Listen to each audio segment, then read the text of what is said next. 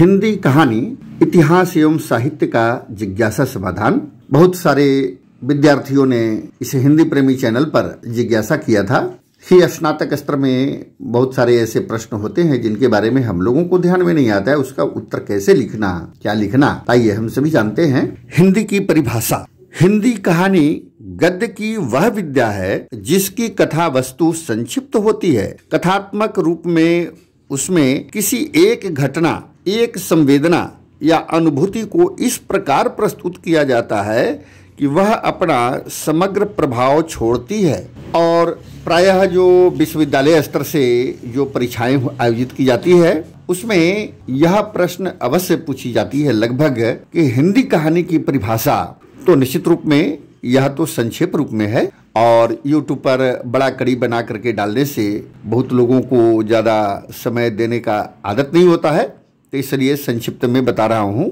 हिंदी कहानी की परिभाषा के साथ साथ उसको विस्तार पूर्वक लिखने के लिए कहा जाता है। तो निश्चित रूप में जब विस्तार पूर्वक आप लिखेंगे तो आपको प्रेमचंद के द्वारा जो कहानी लिखी गई है इसको हम अगर बीच का यह मान लें तो लगभग हिंदी कहानी को 4 भागों में बांटा जा सकता है। तो हिंदी कहानी का जो प्रारंभ है वह प्रेमचंद के पूर्व, प्रेमचंद युगीन, प्रेमचंदोत्तर और आधुनिक कहानियां, ऐसा 4 भागों में इसे बांटा जा सकता है। तो हम विस्तार पूर्वक जब लिखेंगे तो इन सभी का वर्णन करना पड़ेगा।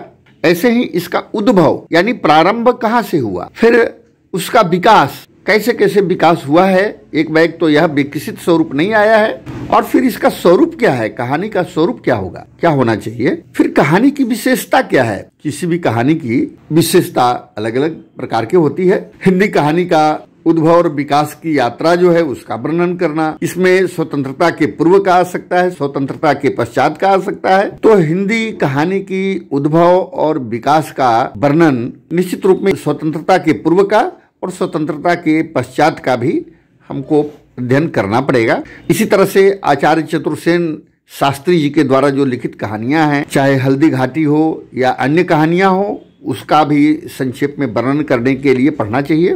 प्रेमचंद का जैसे ईदगाह है और भी अनेक कहानियां हैं इनकी, तो उसको देखना चाहिए, ध्यान में रखना चाहिए। ऐसे ही जयशंकर प्रसाद जी की अनेक कहानियां हैं, उसमें मधुआ आदि को पढ़ना चाहिए। विश्वंभरनाथ कौशिक जी के द्वारा लिखित जो कहानी है ताई, उसके बारे में चंद्रधर शर्मा गुलेरी जी के द्वारा जो लिखी गई कहानी है उसने कहा था बहुत ही रोचक है।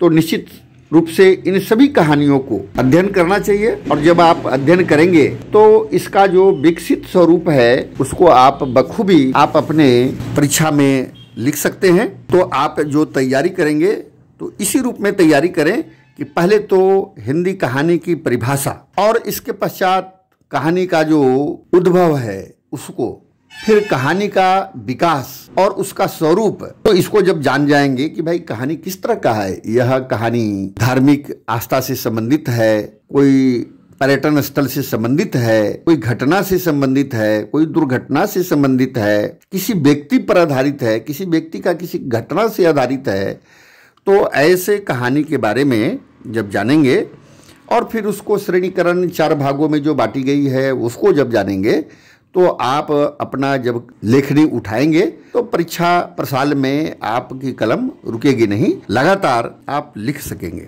तो इस तरह से हम सभी यह जानते हैं कि हिंदी कहानी में खास करके प्रेमचंद का जो योगदान है वह बहुत ही महत्वपूर्ण है। और प्रेमचंद की कहानी कला की जो विशेषताएं हैं वह विषय वैविध्य है। कहानी को राजा रानी, अति मानवीय विषयों एवं पात्रों के धरातल से ऊपर उठकर प्रेमचंद ने उसे जीवन के व्यापक फलक से जोड़ा है। उनकी कहानियों के पात्र इसी धरातल के जीव हैं तथा वे हर वर्ग, धर्म, जाति के हैं। प्रेमचंद की प्रारंभिक कहानियों में पंच परमेश्वर, आत्माराम, प्रेरणा, ईदगाह, इसमें आदर्श का पुट है, किंतु उनकी प्रवृत्ति कहानियों में उसकी एक रात, कफन में यथार्थ का चित्रण है। भाषा की दृष्टि से उनकी कहानियां बेजोड़ हैं, क्योंकि इसी के कारण उनकी पठनीयता एवं संप्रेषणीयता बढ़ गई है। तो निश्चित रूप में प्रेमचंद की जो कहानियां हैं, प्रेमचंद का जो शैली है उसको हमको ध्यान में रखना चाहिए, तो निश्चित रूप में हम सभी इसकी तैयारी अच्छे से कर सकते हैं। पुनः एक बार स्मरण की दृष्टि से हिंदी कहानी की परिभाषा को विस्तार पूर्वक पढ़ना चाहिए।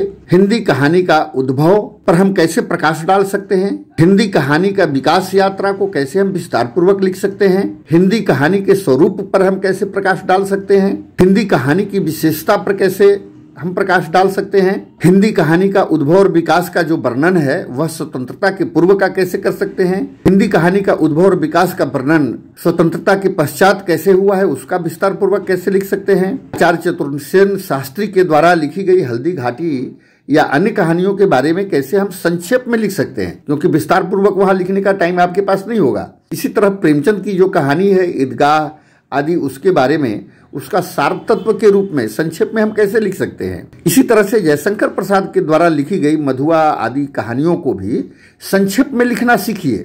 विश्वंभरनाथ कौशिक के द्वारा लिखी गई जो कहानी है ताई और अन्य कहानी, उसके बारे में भी हम कैसे संक्षेपण कर सकते हैं। और ऐसे ही चंद्रधर शर्मा गुलेरी के द्वारा जो लिखित कहानी है उसने कहा था, उसमें पात्रों के बारे में भी जानना चाहिए, पात्रों का चरित्र चित्रण के बारे में भी जानना चाहिए। सभी कहानियों के प्रमुख पात्र, उसमें नायक के रूप में किन्हें प्रस्तुत किया गया है, उनका चरित्र चित्रण करना, हम कैसे उनका चरित्र चित्रण कर सकते हैं।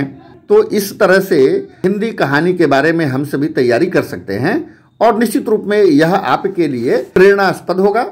और एक बात ध्यान में रखना चाहिए, आपको अगर एक्यूरेट ध्यान में नहीं हो तो लेखक का नाम नहीं लिखना चाहिए, सीधे आप लिखिए अपना कि प्रस्तुत कहानियों में इस तरह से वर्णन है, इनका ये वर्णन है, वो आप लिखिए।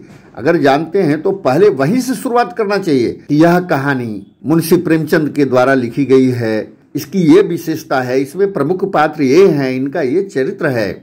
इसी तरह से सभी के बारे में आप बनाएंगे तो निश्चित रूप में आप एक एक पात्रों का भी चरित्र चित्रण करना जान जाएंगे, संक्षेपण करना जान जाएंगे।